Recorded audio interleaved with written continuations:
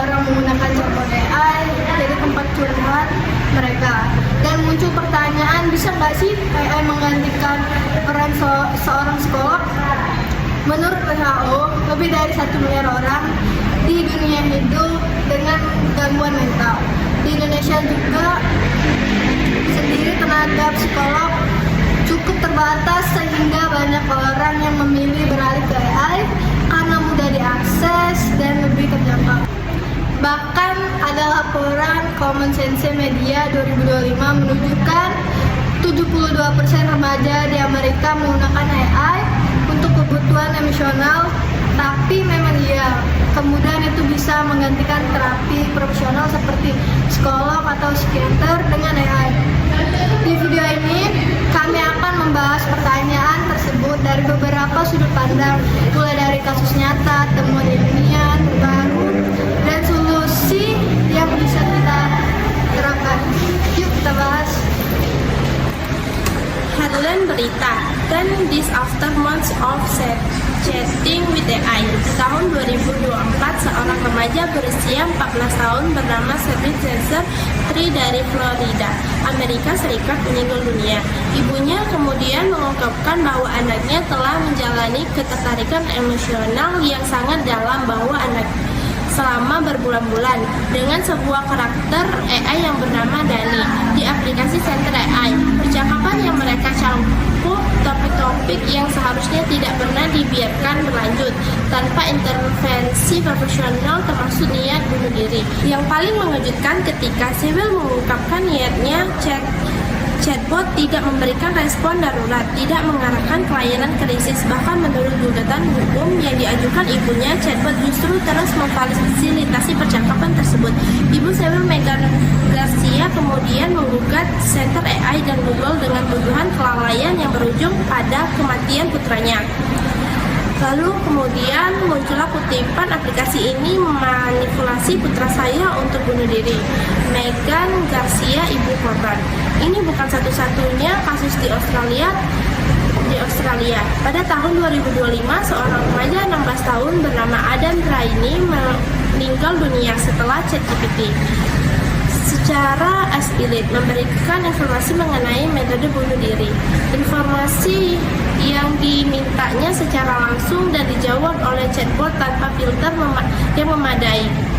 Keluarganya kemudian menggugat OpenAI, dan penelitian dari Stanford tahun 2025 menemukan hal yang sangat mengkhawatirkan ketika pengguna menyebut nama jembatan tinggi dalam konteks percakapan tentang keinginan bunuh diri. Chatbot justru menjawab dengan informasi teknis tentang ketinggian jembatan itu. Tidak ada deteksi konteksi atau tidak ada respon krisis. Ini bukan soal 1 atau 2 kasus yang kebetulan buruk. Ini adalah cerminan dari masalah sistematik dalam cara AI dirancang dan digunakan tanpa mempertimbangkan siapa yang sesungguhnya akan menggunakan dan dalam konteks apa. Lalu apa yang ditemukan penelitian soal kasus ini? Wanda akan menjelaskan yang dikatakan oleh sains. Terima kasih. Kasus-kasus tadi memanglah mengejutkan, tapi mungkin ada beberapa yang bertanya apakah ini hanya kejadian ekstrim atau yang tidak mewakili gambaran keseluruhannya. Mari kita lihat apa yang sebenarnya ditemukan oleh para peneliti. Akan kita lihat yaitu logo jurnal JML dan Brown University Research. Sebuah meta-analisis besar yang diterbitkan di Journal of Mental Internet Research pada November 2025 menganalisis data dari 6 database ilmiah yang mencakup penelitian selama 11 tahun yang menyimpulkan bahwa chatbot AI memang efektif untuk mengurangi gejala kecemasan dan tekanan emosional ringan pada remaja dan dewasa muda. Jadi AI punya nilai klinis yang nyata, kita tidak bisa menutup mata dari itu. Jadi ada kata kunci penting dari sana, gejala ringan. Ketika situasi lebih serius, gambarannya berubah drastis. Ada juga infografis 15 pelanggaran etika APA ditemukan dalam interaksi chatbot AI. Penelitian ini dari Brown University yang dipresentasikan dari Kongres Internasional AI dan Etika pada Oktober 2025 menjadi salah satu yang paling menggemparkan. Para peneliti meminta psikologis klinis berlisensi untuk mengevaluasi percakapan simulasi chatbot AI dalam konteks konseling, dan hasilnya mereka menemukan setidaknya 15 kategori pelanggaran prinsip etika APA standar tinggi profesional psikologi. Apa saja pelanggarannya? Yang paling sering muncul adalah over validation. Chatbot selalu memvalidasi apa yang dikatakan pengguna itu berbahaya. Chatbot juga gagal memprediksi situasi kritis dan bukannya mendengarkan, justru mendominasi arah percakapan. Oke, yang selanjutnya grafis sederhana, empati manusia atau otak hati versus empati AI atau kode dan algoritma. Ada juga fenomena yang disebut para peneliti sebagai empati palsu. Respon chatbot memang terdengar peduli, bahasanya dengan hangat, tapi tidak ada pemahaman efektif yang sesungguhnya di baliknya. Itu bukan empati, itu simulasi logistik yang canggih, dan dalam konteks kesehatan mental yang serius, perbedaan itu bisa sangat berarti. Sains berbicara dengan jelas, AI mempunyai tempat dalam ekosistem kesehatan mental, tapi bukan di posisi yang sama dengan psikolog, terutama untuk kasus yang serius. Nah, kalau begitu, apa tepatnya yang bisa dilakukan psikolog yang tidak bisa dilakukan AI? Yang akan dijelaskan oleh Neza Saharani. Oke, jadi di sini kita tahu bahwa AI itu punya keterbatasan serius. Tapi biar lebih adil, kita bakal lihat dan bahas secara lebih jujur. Apa yang bisa AI lakukan dan apa yang membuat psikolog tidak tergantikan. Yang pertama, dari sisi aksesibilitas.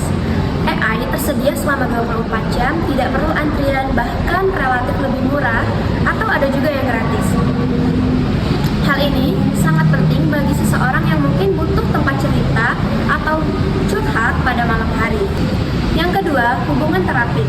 Penelitian dari Neil Krauss dan Lambert 2018 menunjukkan bahwa kualitas hubungan antara terapis dan klien adalah prediktor terkuat. Keberhasilan terapi bukan dilihat dari teknik ataupun pendekatannya, tapi dari hubungannya. Dan hubungan yang autentik hanya bisa terbangun antar manusia. Yang ketiga, penanganan krisis. Psikolog terlatih untuk membaca tanda bahaya, melakukan penilaian risiko, dan mengambil tindakan yang tepat pada situasi tertentu, bahkan menghubungi keluarga atau layanan darurat jika diperlukan.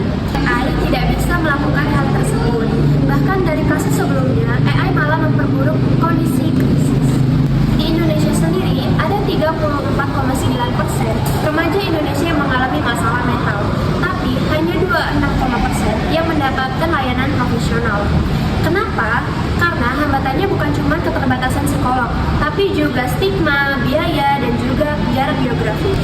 Jadi, AI punya peran yang penting, tapi bukan sebagai pengganti psikolog, melainkan sebagai jembatan utama bagi mereka yang belum mengerti untuk melakukan layanan profesional. Istilah inilah yang digunakan para peneliti, yaitu blended care atau kolaborasi antara AI dan psikolog. Jadi, AI dan psikolog masing-masing punya tempat yang tepat. Terus, langkah konkret apa sih yang harus kita lakukan? Rohma akan menutup sesi diskusi kita kali ini dengan memberikan apa yang bisa kita pikirkan secara langsung. Setelah melihat data, kasus nyata, dan berbagai penelitian, pertanyaan pentingnya adalah apa yang bisa kita lakukan. Pertama, memperkuat regulasi. Indonesia masih membutuhkan aturan yang lebih jelas terkait penggunaan AI dalam layanan kesehatan mental, terutama untuk mendeteksi kondisi krisis dan mengarahkan penggunaan kebutuhan profesional. 2. Meningkatkan literasi digital. Masyarakat perlu memahami bahwa tidak semua chatbot dirancang untuk tujuan kesehatan mental, sehingga penting mengetahui kapan AI dapat membantu dan kapan harus mencari bantuan manusia. Ketiga, Jangan menjadikan chatbot sebagai satu-satunya sumber bantuan. Jika menghadapi masalah kesehatan mental yang serius, segera hubungi tenaga profesional atau hotline kesehatan jiwa Kemenkes RI di 119. Sebagai kesimpulannya, AI tidak dapat menggantikan psikolog dalam hal penilaian klinis, empati, dan penanganan krisis. Namun, AI juga bukan musuh psikologi. Dengan regulasi yang tepat dan penggunaan yang bijak, AI dapat menjadi alat pendukung yang membantu memperluas akses layanan kesehatan mental. Masa depan kesehatan mental bukan tentang AI atau psikolog, melainkan AI dan psikolog yang bekerja bersama untuk memberikan layanan yang lebih baik.